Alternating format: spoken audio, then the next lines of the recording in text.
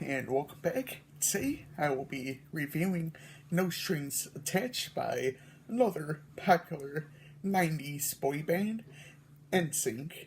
I thought was enjoyable as there are many tracks I personally do enjoy on this album. Now, let's just dive right into it and see what I have to say about this album a good 21 years later. This is the third stereo album released by the boy band on March 21st, 2000.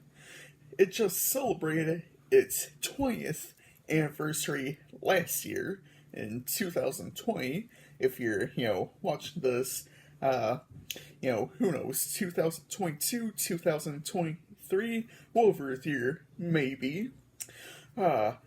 This album has a runtime of about 47 minutes, which I find is a good runtime for all 12 tracks on here.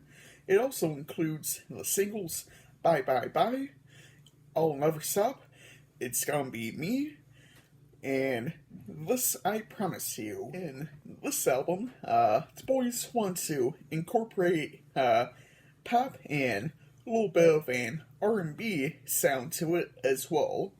The album title, No Strings Attached, is a play on the idea of independence from corporate control.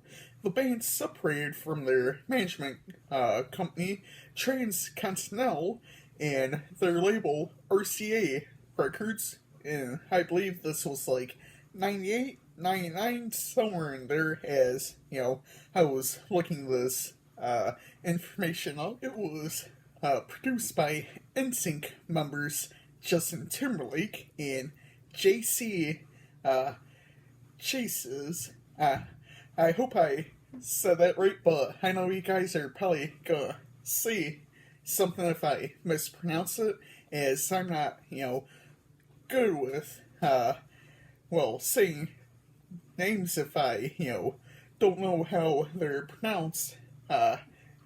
Chassis, if I remember correctly. Well, yeah, I'm just gonna keep this in here and, see what you guys think, but was produced by both of them, as well as some other collaborators. After several delays, again with, problems with the label and separating from them and signed to another label, it received generally positive reviews from critics. It was considered to be the peak of the, teen pop genre, as CDs were beginning to be phased out in favor of peer-to-peer file sharing sites such as Napster and LimeWire, which were, getting very popular at the time. I would like to add on real quick that this is around the time where, to me, the decline of the CD as gone. We had file sharing services available, and we were also getting into the period of where we could, download songs onto items such as the MP3 player and iPods. Yes, CDs are still out there, as you guys have seen. I've still been getting, new ones throughout this year. But they really aren't as popular as they once were. I know in select regions they're still very popular, but it depends on where you are. CDs have been on a decline here in the States, as I feel, since it seems the majority of people prefer streaming and downloading over physical media, whereas I prefer physical media over digital media. Now, let's just hop into some of the tracks. We start off with Bye Bye Bye.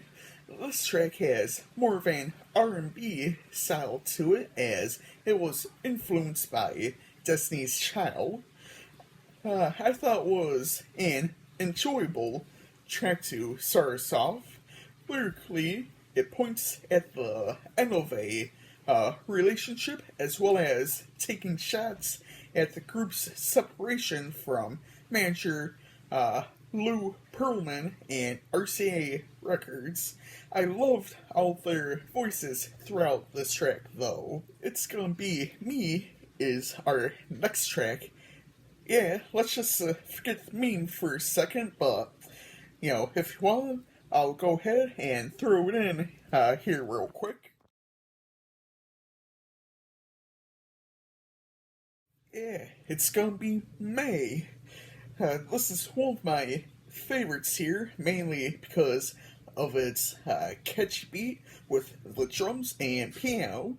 I also love how it revolves around Justin Timberlake's voice as well, with the other members jumping in through the chorus.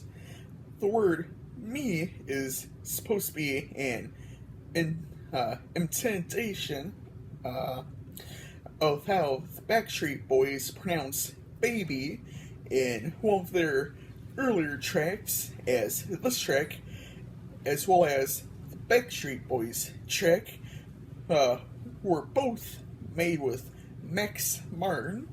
Lyrically, I thought it was fine. Now, I'm gonna hop down to Just Got Paid.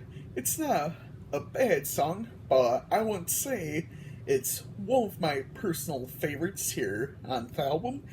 This has been a topic many people have either sung or rapped about before up to, this point. Again, it wasn't a bad song, but in ways it has been done before lyrically. I did enjoy its instrumental, though. Next track I will hit on is This I Promise You. This is one of the slower songs on the album. I feel like they are trying to say that they will try their best in whatever relationship they're currently in, or whatever problem they are facing.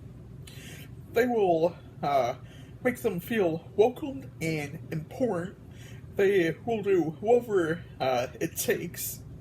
Now, Digital Get Down is one of my least favorites on this album. As I've said in the past, I don't mind the use of auto-tune, but I don't really care for it when it's just used obviously, or just for effects reasons. I know it is used for effects on this track, but it really isn't for me.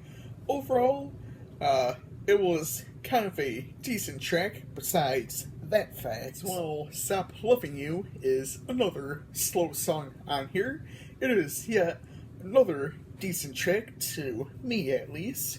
I feel if they're conveying the message of they'll be there for whoever it may be until it's over, they want to be there for them as well as do anything for them.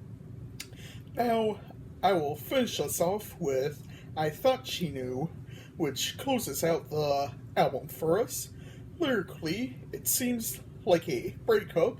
I feel like they are saying that everything they did was for her, and she was like their world, and she meant everything to them.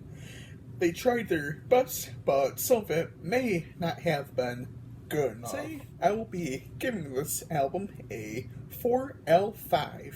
To me, it is a decent album 21 years after its release. I hope y'all enjoyed this video. Feel free to leave your thoughts down below in the comments.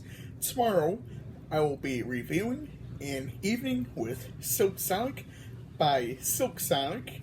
Next Friday, I will be reviewing Purpose by Justin Bieber.